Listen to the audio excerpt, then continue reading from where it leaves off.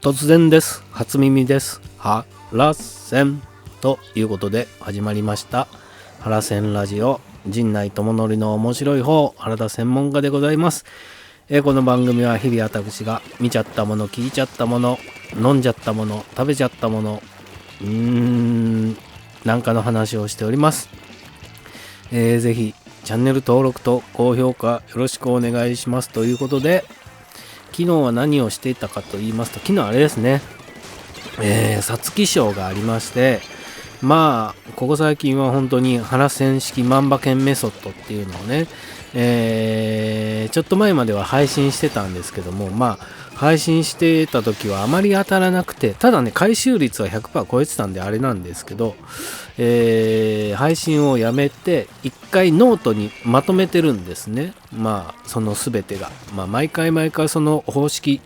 メソッドにのっとってやればまあ当たりますよっていうのを書いてるんで、まあ、今日概要欄に貼っときますんで、興味のある方は見ていただきたいと思いますが、その皐月賞でまた当たりましてね、これ土曜日の普通のレースも当ててたんですよね。で調子こいてまあ奮発してね、一番最初に予想してたのと、まあちょっと硬かったこっちかなね。天気がもうがっちり晴れたんで、晴れた用の予想もしたりとかなんかして、点数は多く買っちゃってたんで、勝ったことは勝ったんですけど、そんなにね3連単で8万円ついてたんで、まあ十分勝てましたみたいなね皐月賞をやっておりました。まあ本当に原選手も猫が騒ぎました原戦式万馬券メソッドっていうのはもう簡単です。トースポとまあできれば日刊現代があればすぐ簡単に予想ができますんでね、ぜひ皆さんも真似してというかね、参考にしていただければなとは思いながら、皐月賞があったんでそれで見ておりましたと。で、あれですよ、見ました。皐月賞じゃなくてね、見ましたっていうのはあれです。どっちから先に行こうかな。まあ昨日放送あったんで、日曜日のね初耳学、林修先生の初耳学のいくつかコーナー分かれてるんですけど、僕が今日言いたいのはアドの方ね、林修さんがインタビューするっていうコーナーが新たにできて、まあこれもね当初の番組の形式とはもう随分変わってしまってますが、林修さんがインタビューするっていうコーナーがあって、それ、誰にインタビューするかって言ったらアドでうっせぇわのアドさんにインタビューしてたのが流れてたんですけども、アドさんのことを林修さんがね、こう日本の音楽界のバンクシーだと顔も出さずにね、やってるんでバンクシーみたいだって例えてたんですね。まあその例えは別に間違ってもないしとは思うんですが、その前にこういやもっと顔出していないバンドいっぱいいいんじゃんって思っちゃったんですよね。そこ引っかかっちゃったんですよ。だからそれこそグリーンであるとか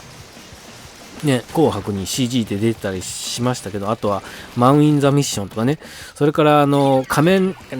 ビットのなんて 8ビットっぽい顔の写真をずっと顔でやってたバンドもありましたよねみたいなんで、過去ね顔を出してない、それこそ覆面バンドタイマーズとかね、素顔を出してないバンドとか音楽活動してる方っていうのは今までたくさんいましたから、そこはねなんかアドさんだけがやってるみたいな言い方というか、そういうとらわれ方をしてたんで、そこはすごく僕は引っかかっちゃいましたね。まあバンクシーに例えるとかは別に確かになとかは思うんですけど、なんか他のね過去というかこれまでその顔を出していないまま音楽活動してた方を差し置いてアドさんしかいないみたいな言い方というか、そういう言い方してないですけど、まあそう取られちゃうような言い方をしてたのはちょっと僕はそこ見て引っかかったかなっていうのと、でまあインタビューを終えて国語現代文だかを教えてるんで、じゃあ僕も詩を書いたら見てもらえますかみたいなくだりで詩を書いて詩がねなんていうのかちょっと出てましたけど、なんだろうな、うっせぇわに引っ張られすぎた詩だよなと思って、なんかもっとなんかこう話を聞いた上で、書ける詩ってあるじゃないですか。このまあうっせぇわにもう明らかに引っ張られすぎちゃってるのがちょっと、それ例えばさ、その詩を曲にして出すとした時に、あまりにも1曲目のね当たったヒット曲の2番煎じというかなぞったような曲を果たしてじゃあ Ado さんが出しますかってことですよ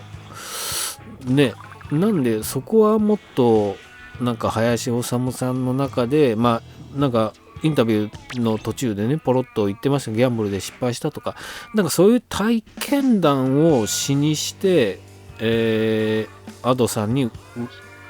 咀嚼して歌ってもらう方がいいんじゃないのかなって僕は見てねそう思いましたね。なんかぽい詩を書きゃいいみたいな感じに映っちゃって、なんかそこがすごく薄っぺらいというかね思っちゃう。そうじゃないでしょねとは思いましたね。まあそこをまあ上がってきたものをうっせぇわ風にというか風味でこうなんていうんですかね言い換えるとかっていうことは全然できるんです。普段からそこをなぞったようなものを持ってこられてもとは僕は見てて思いましたね。ねどうなんだろう。それをよしとしちゃわないよねって思いましたけどね。なんかそこ違和感というか、あれその程度というかね、そうじゃないところで皆が皆というか全員が全員勝負してんのに、そんななんかなぞっと簡単なねことすんのって思っちゃったなっていうのがまあ初耳学を見た感想ですね。まあでもAdoさんにね、まあそういうこと歌ってんじゃんっていうね、あんだけ話聞いて分かってねえのかとまではまあさすがに思いませんけども、まあ思っちゃいますよねというのが初耳学で、あと見たのはねあれです、見逃し配信で、これまた TVer でどっちもね TVer であるんですけど、あちこちオードリーのマジカルラブリーとシソンヌの回ね、これも中も面白いね。なんだろうな、両方苦労人ということで取り上げられてましたけども、特にシソンヌのね何ですか、僕はトークできないんでって、いうのそれでいいじゃんっていうのを村上くんが気づいて、マジカルラブリーの村上くんが気づいて、それでいけるじゃんっていうところに気づいてないのがまた面白いよねとか思いながら見ておりましてね。あとあれです、ウエストランドの最後ね、一番最後のコーナーで佐久間さんとウエストランドの2人のコーナーで井口さんじゃない方のね、何にもこう番組に出て一言も喋れなかったのを家で帰って、